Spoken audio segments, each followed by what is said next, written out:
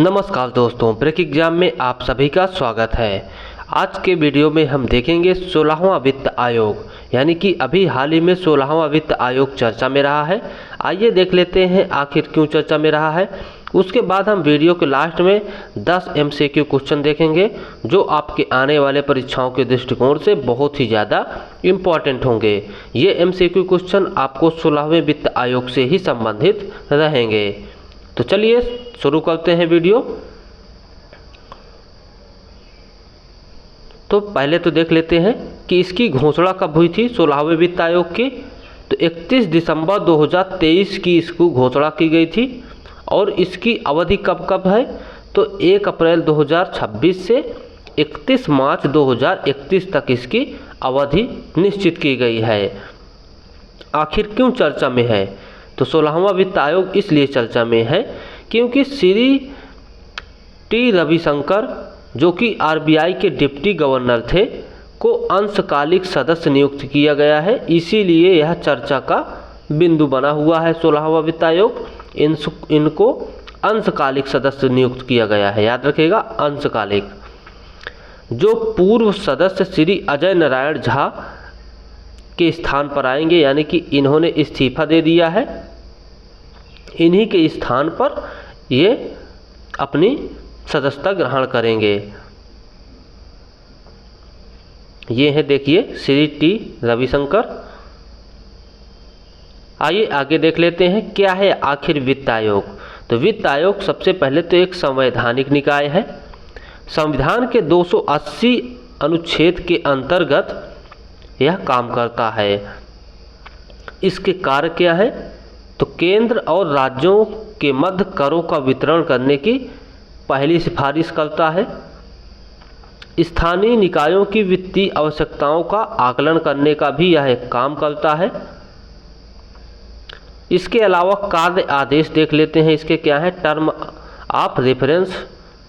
तो केंद्र राज्य करों के बंटवारों का सिद्धांत, अनुच्छेद 275 के तहत अनुदान सहायता और राज्य वित्त आयोग की सिफारिशों के आधार पर पंचायतों एवं नगर पालिकाओं को वित्तीय सहायता हेतु राज्य समेकित निधियों को सशक्त करने का कार्य भी यह करता है। तो मुख्य रूप से 3 क्षेत्रों में यह काम करता है। पहला केंद्र राज्य के करों के बीच बंटवारे, दूसरा अनुच्छेद 275 के तहत अनुदान सहायता और तीसरा है राज्य वित्त आयोग की सिफारिशों के आधार पर पंचायतों और नगर पालिकाओं को वित्तीय सहायता के लिए सशक्त बनाने का काम करता है। आइए आगे हम देख लेते हैं इसकी सदस्यता व योग्यता।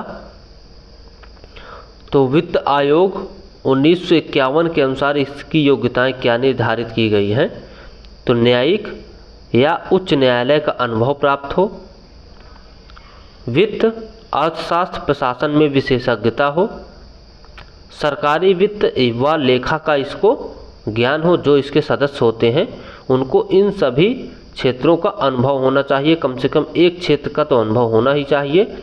जैसे कि टी रविशंकर को हाल ही में अर्थशास्त्र का अनुभव था, इसलिए उनको इसका अंशकालिक सदस्य नियुक्त किया गया है।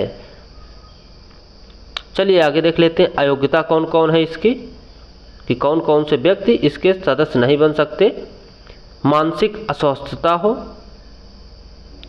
दिवालियापन हो, उसके बाद नैतिक अधमता में दोषी पाया गया हो, वह इसके योग्य नहीं होगा। हितों का टकराव करने वाला हो, यानी कि 2 पद पर एक साथ नहीं बन सकता। उसके बाद कार्यकाल देख लेते हैं। तो कार्यकाल राष्ट्रपति की अधिसूचना के अनुसार निर्धारित होता है। पुनर्नियुक्ति की अनुमति इसमें होती है। तो त्यागपत्र किसको देता है तो राष्ट्रपति को पत्र के माध्यम से अपना इस्तीफा इसमें दिया जा सकता है। अधिकार कौन कौन से इसमें दिए जाते हैं। वित्त आयोग को सिविल न्यायालय जैसी शक्तियां दी जाती हैं। गवाहों को बुलाने का काम, दस्तावेज मंगाना, रिकॉर्ड जब्त करना, सरकारी निकायों से सहायता लेना और भारत के सभी राज्यों पर अधिकार। उसके अलावा महत्वपूर्ण कुछ बिंदु हैं, उनको भी देख लेते हैं। उसके बाद हम देखेंगे बहुविकल्पीय प्रश्न। आयोग संपूर्ण भारत में कार्य करता है, पहला इम्पोर्टेंट चीज़, कर संसाधनों का न्याय संगत वितरण सुनिश्चित करता है और स्थानीय निकायों को मजबूती देने में भी अहम भूमिका निभाता है। चलिए बहुविकल्पी प्रश्न देख लेते हैं जो आपके परीक्षाओं में पूछे जा सकते हैं। तो पहला प्रश्न है, 16वें वित्त आयोग की स्थापना कब की गई थी? ऑप्शन ए 15 अगस्त 2023, ऑप्शन बी 1 जनवरी 2024, ऑप्शन सी 31 जनवरी 2023 और ऑप्शन डी 26 नवंबर 2023। तो इसका सही जवाब है 31 दिसंबर 2023 को इसकी स्थापना की गई थी। आगे बढ़ते हैं। अगला प्रश्न है, 16वें वित्त आयोग की सिफारिशें किस अवधि के लिए होंगी? ऑप्शन ए 24 से 29, ऑप्शन बी 2025 से 30 और 2026 से 31, 27 से 32। तो इसका सही जवाब है 26 से 31, ऑप्शन सी इसका बिल्कुल सही जवाब है। चलिए बढ़ते हैं अगले प्रश्न की ओर। अगला प्रश्न है, श्री टी रविशंकर को किस पद पर नियुक्त किया गया है? ऑप्शन ए पूर्णकालिक अध्यक्ष, ऑप्शन बी अंशकालिक सदस्य, ऑप्शन सी सचिव और ऑप्शन डी सलाहकार। तो इसका सही जवाब क्या है? ऑप्शन बी अंशकालिक सदस्य के रूप में श्री टी रविशंकर को नियुक्त किया गया है, जो कि आरबीआई के क्या हैं? आरबीआई के डिप्टी गवर्नर थे। आगे देख लेते हैं। अगला प्रश्न है, वित्त आयोग संविधान के किस अनुच्छेद के अंतर्गत गठित किया जाता है? ऑप्शन ए अनुच्छेद 360, ऑप्शन बी अनुच्छेद 275, ऑप्शन सी अनुच्छेद 280 और ऑप्शन डी अनुच्छेद 110। तो इसका सही जवाब क्या है? ऑप्शन सी अनुच्छेद 280। याद रखिएगा, अनुच्छेद 260 का संबंध है वित्तीय आपातकाल से।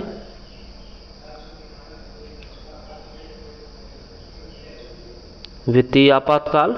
अनुच्छेद 275 राज्यों को सिफारिश देता है वित्त आयोग की करों का वितरण किस माध्यम से किया जाए, अनुदान वाले करों के लिए। उसके अलावा अनुच्छेद 280 वित्त आयोग के लिए है। आगे देख लेते हैं। कौन सा आयोग करों के वितरण की सिफारिश करता है? तो इसका सही जवाब क्या होगा? ऑप्शन ए चुनाव आयोग, ऑप्शन बी वित्त आयोग, ऑप्शन सी योजना आयोग और ऑप्शन डी नीति आयोग।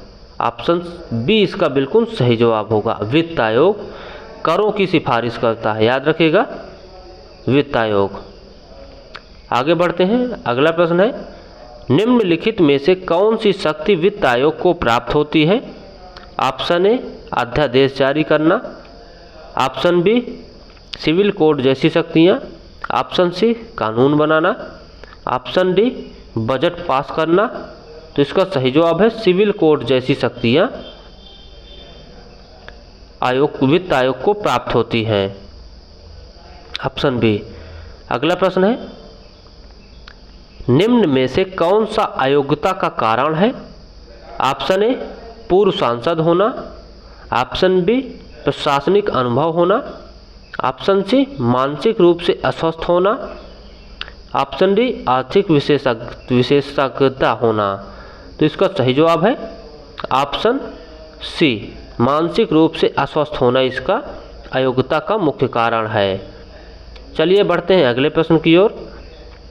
वित्त आयोग के सदस्य किसे त्यागपत्र देते हैं? ऑप्शन ए प्रधानमंत्री, ऑप्शन बी वित्त मंत्री, ऑप्शन सी राष्ट्रपति और ऑप्शन डी उपराष्ट्रपति। तो इसका सही जवाब है ऑप्शन सी राष्ट्रपति को त्यागपत्र देते हैं। चलिए बढ़ते हैं अगले प्रश्न की ओर। अगला प्रश्न है, आयोग किस अनुच्छेद के अंतर्गत राजस्व सहायता के लिए अनुदान की सिफारिश करता है?